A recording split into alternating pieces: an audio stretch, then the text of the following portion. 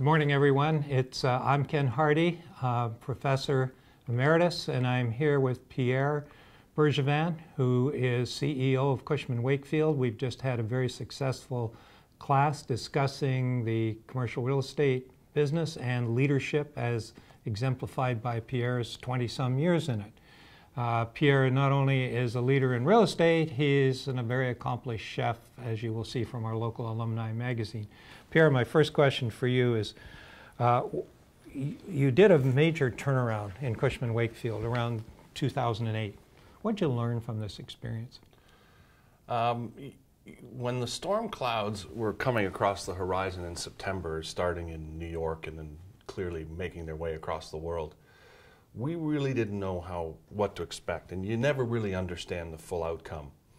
But when you're making a significant adjustment, in this case restructuring, downsizing, and right-sizing for the impending storm, you never want to go about doing it in tranches that get progressively worse because you lose morale.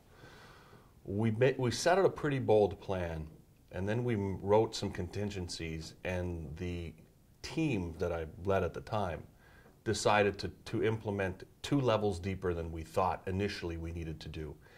It turned out we probably went too deep, but we only went once. And those people who came through it were treated properly as we could in the circumstances, are probably more loyal and more respectful of how the company treated them at the time, because we left aside the uncertainty. I never said it was over. When I would make a certain restructure or an activity, I didn't say it's the last time it's going to happen. But because it never happened again, we have that much more credibility as a leadership team. How painful was that? Well, it was pretty tough. You let people go who probably would have been able to survive otherwise. It's never fun. People who relish in that, or there's a lot of defense mechanisms. You'll see people change complete personalities in a restructuring. The fact is you have to treat people respectfully on the way out, and then you have to put a little more tender love, care, and affection to those people who remain, because they are, at the end of the day, we don't produce any product. We are all about people. But yeah, it takes its toll. You never want to do it again. And I think the lesson you learn from that in leadership is don't put yourself in the position where you can't avoid having to do it again.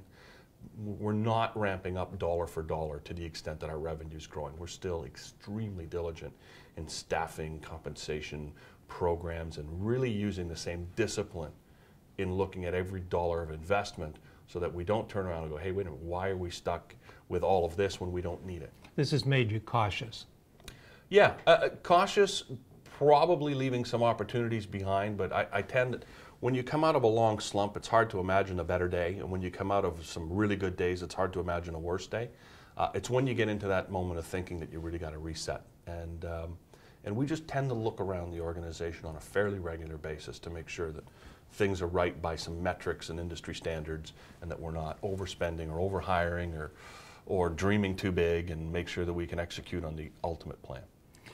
You've been with Cushman Wakefield from the day you graduated in '89, which is now 23 years, and you were selected top leader, CEO, about 4 years ago.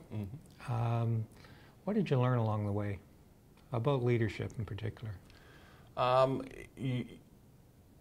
Yeah, in transition in leadership, the times when because I've held various different roles, some builder, some restructuring, very few of them administrative, by the way. But I think you know me well enough to know why that is.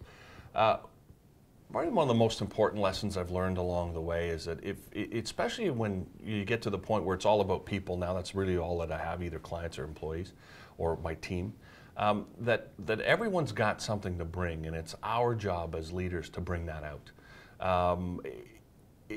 Not everyone's got all of the skill sets to be a superstar. When you have one, it's great. It does come with its own set of challenges, but individual diversity, backgrounds, ideas, ethnicities, fostering that type of culture gives you a richer team. And one of the things I work on, and I need to work on more, is tolerance for things that aren't necessarily the way I want them to be, and accepting other opinions. So when I've transitioned into roles, I've been very inquisitive of understanding people's backgrounds and why they think the way they do.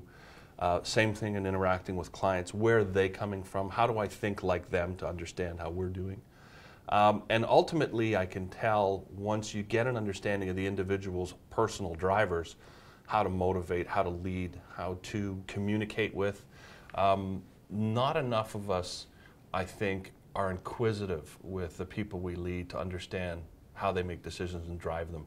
I try, although it's a challenge, I try and do a lot more listening to others and their input, and kind of build that into a fabric for strategy. So you stay tuned. You're in touch with both the environment and the inside workings. How do you get a vision for what the business could be?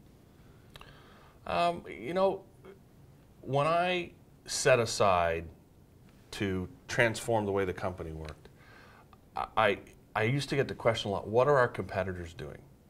And I thought, that's a funny question to ask, because if I do what they're doing, I'm assuming that my culture is the same, that my people are the same, and that my resources are the same. And what makes me think I can do better?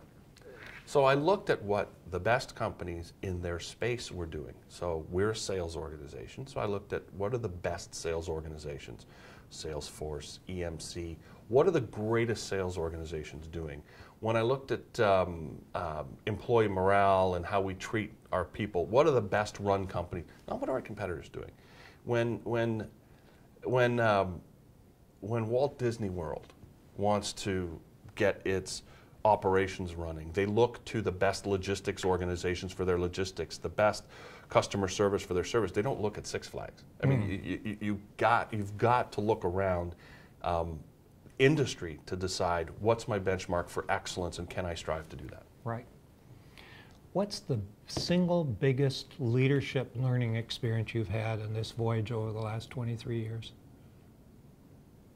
The single biggest leadership, you can't get complacent. You don't know everything. There's a whole room of people that we just finished with that are about to tell me that. And we're going to give way to them. There's an old comedian who used to say that, you know, these kids, man, it's a conspiracy. They're here to take over the world. It's true. You can never stop learning. I personally challenge the norm. I don't want to hear it's just the way we've always done it. There's always a better way to do things. And I think from a leadership standpoint, if you ever think you have all the answers, you're kind of done. Everything's going to change. And it changes so much faster now. And it's only going to continue to bombard us with change. And you have to be ready for it. You mentioned that you get feedback from people as part of the loop of helping you learn and adjust to be a better CEO. Can you tell me something about that? Well, first of all, I mean, there's my professional and personal advisors, and it's simple. I only have a couple of really close friends, and they happen to be in the industry as well. So there's a fairly good understanding of you know, each other's strengths and weaknesses, and we work on that. I've got my YPO forum group, which is also very influential. I've got groups of advisors within the organization. I have senior advisors and junior advisors. I want to take their input.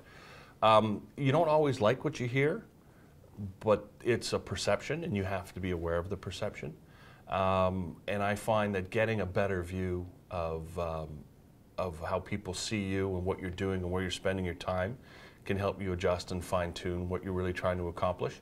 And I'm also, you know, what I want to be, as much as this is an in-your, well, it's always out and interacting with people, I take some time to reflect. You know, I do take some personal time to reflect. Good. How does being a master chef fit in all of this? Well, it's funny because I'm not artistic in any way, shape, or form. I can't sing, I can't dance, I can't draw, I can't read, I can't write. I'm not eloquent in any way, shape, or form, but this is something where I get lost. I have ultimate control in the outcome, which is it's important that, you know, the factors that go into it.